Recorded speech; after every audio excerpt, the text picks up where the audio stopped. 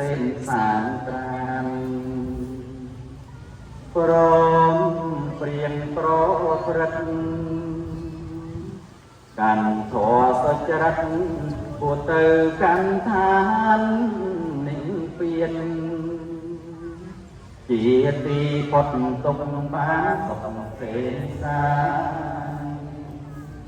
ជាតិយើងនឹងបានឲ្យសុខខាអូ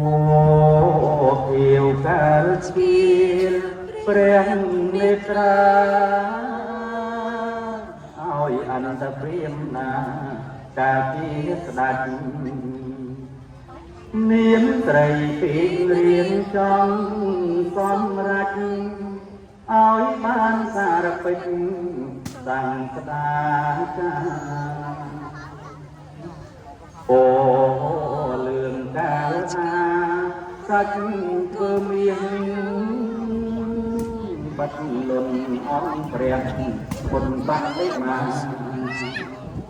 ព្រះអន្ទាធានផ្នែករចនា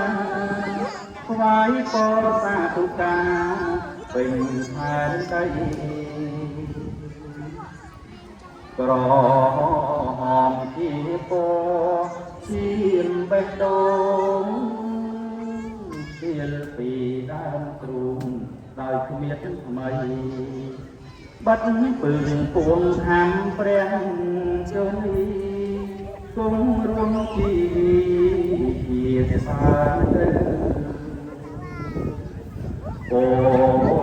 ឲ្យទៀនដំរីសមង្គលនេះអិនអៅត្រូវរៀងបន់ដែងមិនឲ្យនៅព្រមទាំងកូនចៅទាំងរីណា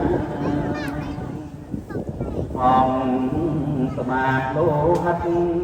សាច់មាំងសាំងអាសាច់ខ្លួនតាំងដូមេតាកាលយ៉ាងវាចាប់បរិភោគក្តាជីវិតមេតារួមវឹងថ្មីលេគុណរាជកាពីទុនសាឲ្យទៀនពុំស្ដាងជីវិតអីលោតចូលភ្នក់ភ្លើងពុំថាអ្វី